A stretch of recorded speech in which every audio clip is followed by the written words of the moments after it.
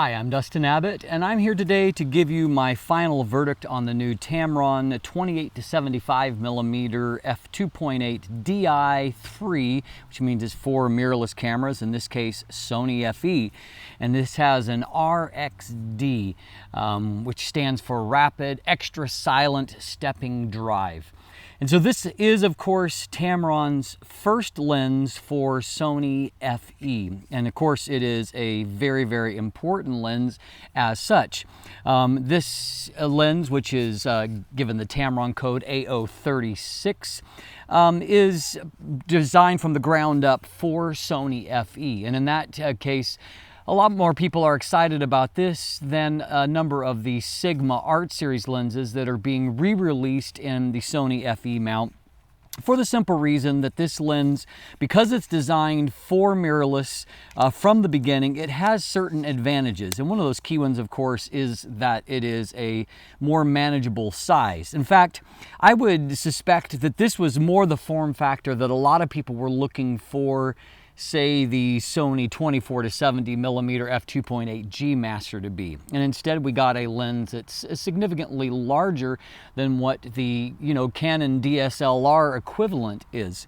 And so a lot of people are interested in this because not only of its, relatively compact size, and while it's not a small lens, it's a nice match for particularly the Sony A7 series, which is really going to be the bread and butter of where it's sold. And of course, a lot of people are buying into Sony because of the release of the new A7 III, which is an extremely competent camera at a relatively affordable price.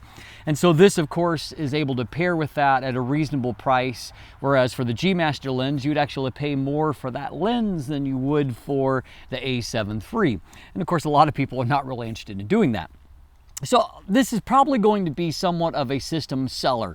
But today we're here to explore whether or not it should be a system mover or an option for you. Good news is that I've already got an extensive playlist where I've jumped into all these things in detail, which will save me covering some of these things in as much detail in this final review. So first of all, taking a look at the build. I would recommend that you take a look at this first episode here, where I break down the build and the handling of this lens. But I do want to say, I've heard some people say, either in comments or just in general discussion, that this has a kit lens type build. Obviously, these are people that have not used both this and the rather uninspiring Sony FE 28-70mm variable aperture lens, because the difference between these two lenses is pretty much night and day. Now, it's not quite to the level of the supreme build of the G Master lens, which has a number of great features. It's got a lot of internal weather sealing. This lens is, rather short on the feature list, as I'll detail in a second. But on the positive note, it is weather sealed. And for those that have argued, oh, it's just got a gasket at the lens mount, you're not really speaking from experience, because if you look at the actual breakdown of the internal diagram of the A036, it actually has 6 different seal points in it. And so this is a lens that is actually weather sealed, and then to complete that, it has that expensive fluorine coating on the front. I'm always happy to see that for a couple of reasons. Number one, it makes the lens much easier to clean.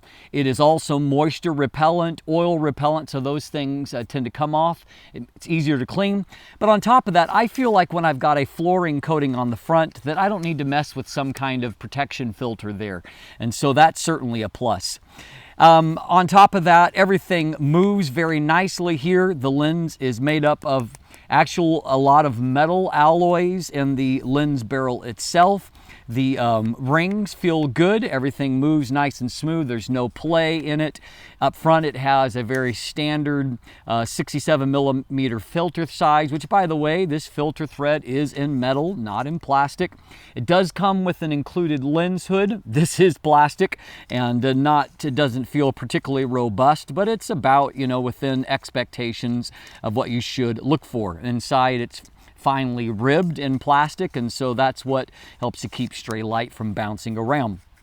The manual focus ring, as is, for a true mirrorless lens, which is, by the way, it's part of the reason why you can tell that the Sigma FE mount lenses were not purpose designed for mirrorless, because they still have a focus ring that is more akin to a designed for a DSLR. In this case, you can turn these all day, because stepping motors, the only way that input is taken from this is when the camera is powered on and you're in the correct mode, manual focus or DMF, and then input from this is routed through the focus motor and will move the lens elements.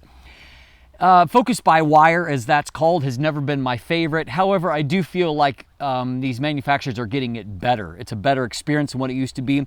And one nice assist that helps out in these Sony bodies is that when you begin to do input, the center of the frame is magnified, and that helps you to visually confirm focus. But I found that precision was good, lag was not a problem, and so I have nothing really serious to complain about when it comes to the manual focus.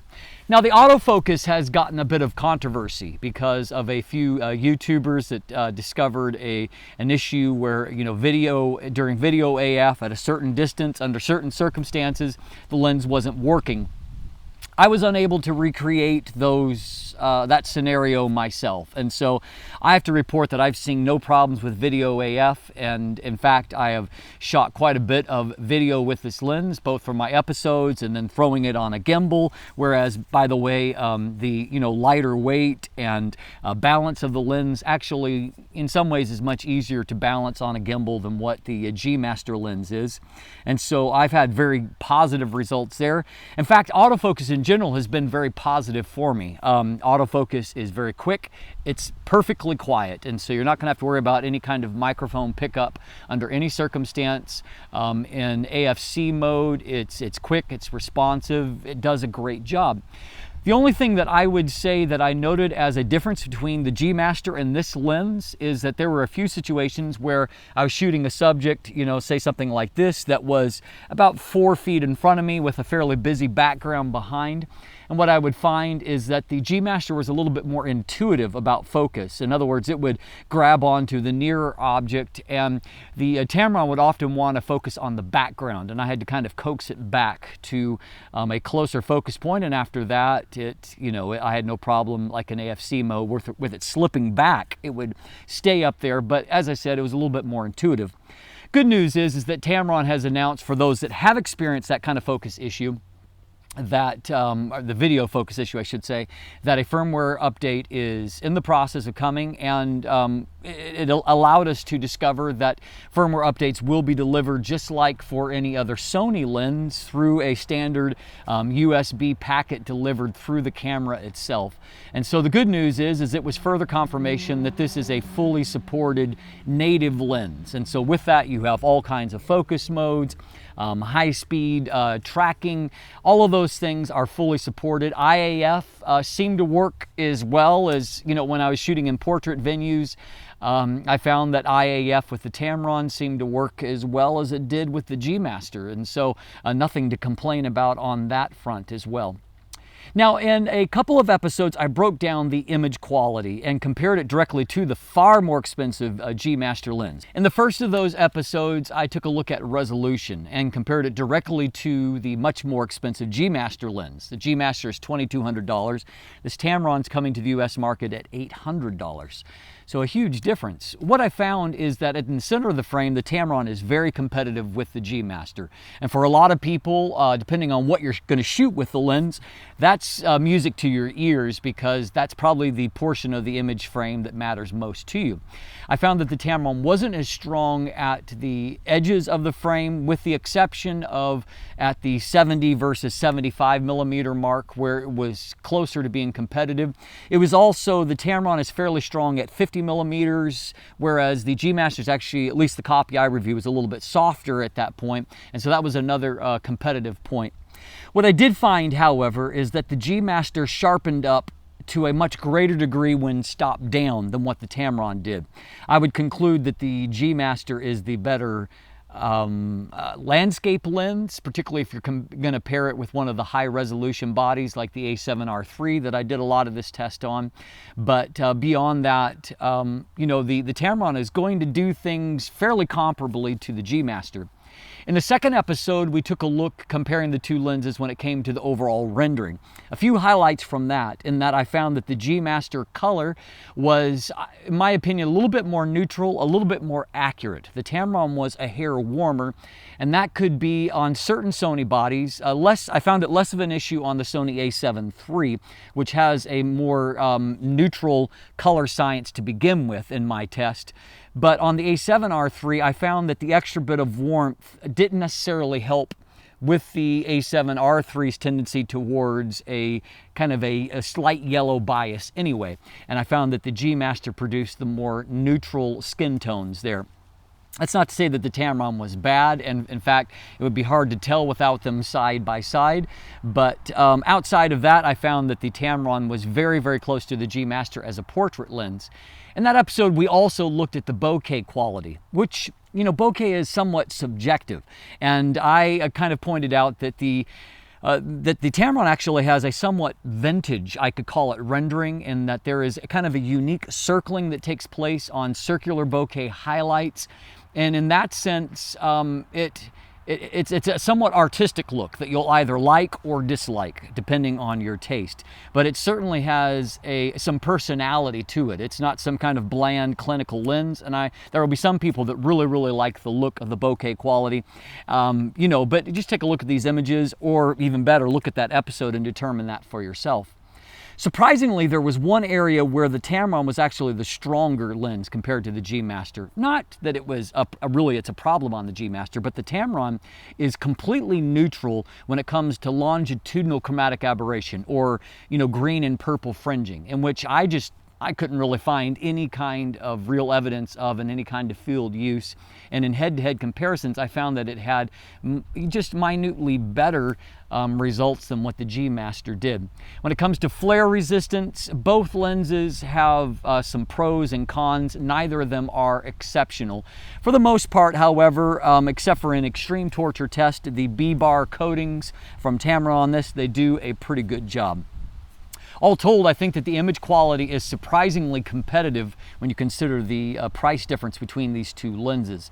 And so if you're looking at this from a value proposition, it's very easy to argue the value of the Tamron, in that it has a lot of things that are almost as good as the G Master when it comes to, you know, autofocus, and it comes to image quality. The lens itself is less fully featured. It doesn't have a focus hold button. It doesn't have any kind of switch on there. And of course, neither of them have a built-in OSS and rely on the in-body image stabilization of compatible Sony bodies.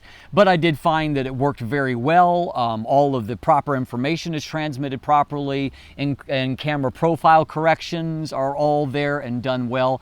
And so all in all, this is a true native lens, and it performs like one.